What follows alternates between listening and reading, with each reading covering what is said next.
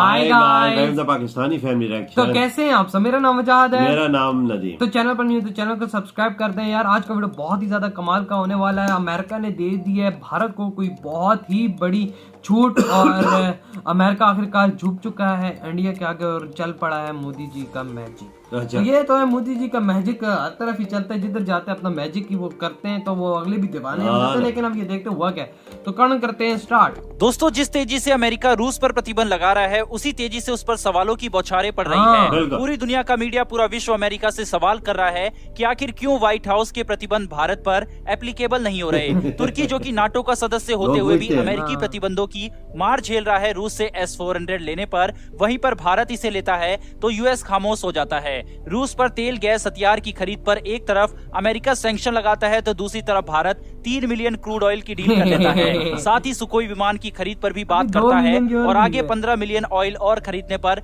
विचार करता है। यही कारण है कि इस समय अमेरिका बेहद ज्यादा परेशान है भारत से, क्योंकि जाहिर है दुनिया अमेरिका से सवाल तो पूछेगी ही कि भारत पर आपके सैंक्शन का असर क्यों नहीं पड़ता। यहाँ तक कि यह सवाल चीनी थिंक टैंक भी उठा रहे हैं कि कैसे वर्ल्ड पावर अपने आप को कहने वाला अमेरिका भारत के सामने भीगी बिल्ली बन जाता है। चीन की तरफ से ऐसी बातें इसलिए की जा रही है क्योंकि जब चीन ने अभी हाल ही में रूस से व्यापार जारी रखने की कोशिश की तो अमेरिका ने उसे पकड़ लिया और उस पर भी सैंक्शन की धमकी दे डाली। साथ ही 6 घंटे तक उससे मीटिंग की, जिस वजह से चीन अब रूस को लेकर ज्यादा उछल नहीं रहा। कारण यह है कि अमेरिकी सैंक्शन का असर रूस पर भले ही ज्यादा ना पड़ा हो और किसी तरह रूस अपने आप को बैलेंस कर रहा है, लेकिन अगर अमेरिका ने चीन पर सैंक्शन लगा दिए तो उसकी पूरी अर्थव्यवस्था चौपट हो जाएगी, क्योंकि चीन की पूरी दुनिया में कई परियोजना विभिन्न देशों में चल रही है। जाहिर है इस तरह का भेदभाव सैंक्शन को लेकर अमेरिका की तरफ से दिखेगा तो उससे सवाल तो पूछे जाएंगे। यही वजह है कि 2 दिन पहले अमेरिकी राष्ट्रपति जो बाइडेन ने भारत को लेकर तल्ख टिप्पणी कर डाली थी और कहा था कि भारत को छोड़कर बाकी तीनों क्वाड देश खुलकर रूस का विरोध करते हैं। भारत का रुख डामाडोल है, ये भारत को लेकर इस तरह का पहला बयान बाइडेन की तरफ से दिया गया था। इसी बयान के बाद भारत में हलचल तेज हो गई और पिछले 3 दिनों के अंदर 3 प्रधानमंत्री से मोदी जी ने डायरेक्ट बात की, जिसके बाद अमेरिका को अपने सुर बदलने पड़े। पहले जापान के प्रधानमंत्री से नई दिल्ली में मुलाकात हुई और भारत और जापान के जॉइंट स्टेटमेंट में जापान की तरफ से कहा गया कि हम भारत का पक्ष अच्छे से समझते हैं और हम भारत के रुख के साथ हैं। यहाँ अमेरिका को पहला झटका लगा। इसके बाद पीएम मोदी की डायरेक्ट बात स्कॉट मॉरिसन यानी कि ऑस्ट्रेलियाई प्रधानमंत्री से हुई, जिसके बाद ऑस्ट्रेलिया की तरफ से भी ये साफ कह दिया गया कि ऑस्ट्रेलिया भारत की दुविधा को समझता है और हम भारत के साथ खड़े हुए हैं। जिस तरह से बाइडेन ने कहा था कि भारत को छोड़कर हम तीनों देश एक ही पेज पर हैं, लेकिन 2 दिन में भारत ने पासा पलट दिया और अमेरिका को छोड़कर दोनों देश भारत के रुख का समर्थन करते हुए दिखाई दिए हैं और बड़े स्टेटमेंट इनकी तरफ से दिए गए हैं। लेकिन पीएम मोदी ने इसके बाद कल अमेरिका के सबसे बड़े अलाइन यूके के प्रधानमंत्री बोरिस जॉनसन से भी कॉल पर बात की। यहाँ पर भी जो बात हुई थी वो यूक्रेन और रशिया के मुद्दे पर हुई है। पीएम मोदी ने यहाँ पर यूके के प्रधानमंत्री को भी अपनी सिचुएशन बताई और अपना रुख क्लियर किया और बताया कि किस तरह से भारत ह्यूमैनिटेरियन मदद यूक्रेन में पहुंचा रहा है। साथ ही भारत चाहता है कि बातचीत से इस मसले को सुलझाया जाए। इस तरह से भारत ने अपनी कूटनीति से एक बार फिर से यूएस पर दबाव डाला है, जिसके बाद अमेरिका को अपने सुर बदलने पड़े और अमेरिकी विदेश मंत्रालय के प्रवक्ता नेड प्राइस ने कहा है कि साझा हितों को देखते हुए अमेरिका अभी भी भारत का सहयोगी है और एशिया प्रशांत क्षेत्र को लेकर दोनों के साझा हित हैं। उन्होंने कहा भारत और अमेरिका में गहरे संबंध है। अगर ऐतिहासिक रिश्तों को अलग करके देखा जाए तो अमेरिका भारत के लिए पार्टनर ऑफ चॉइस है। किस तरह से भारत को लेकर पूछे गए सवाल का जवाब नेड प्राइस ने दिया, देखिए इस छोटी सी क्लिप में। Place in the Quad in terms of our relationship with India in the Quad context and the bilateral context. We know that India is an essential partner for us in realizing our shared vision of a free and open Indo-Pacific. That is really at the heart of the Quad's goal.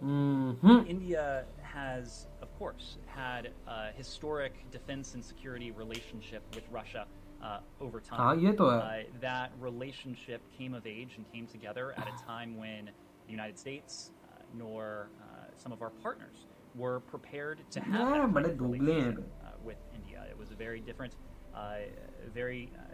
time, different considerations, but those times have changed.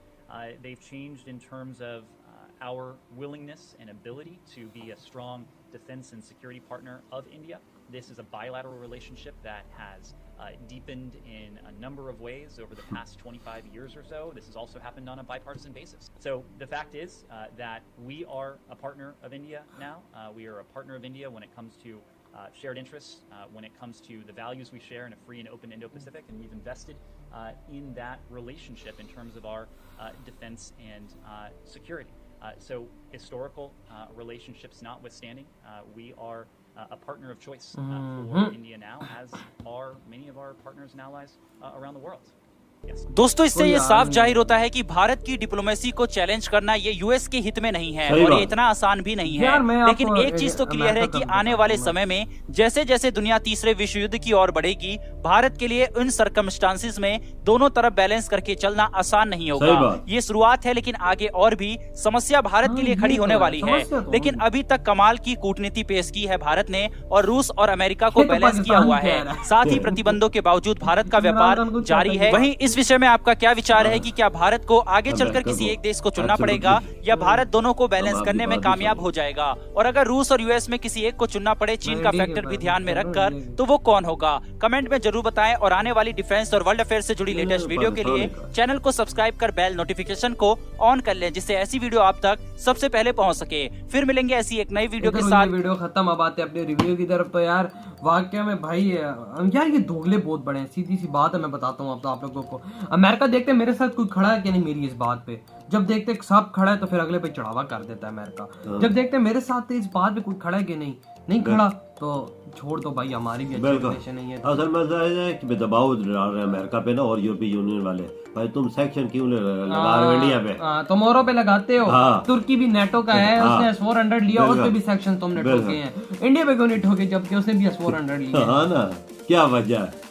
America को समझ नहीं आती मैं करूँ या न करूँ। उसको पता किया तो नुकसान अपना ही है भाई, अपना ही पंगा लो इनसे।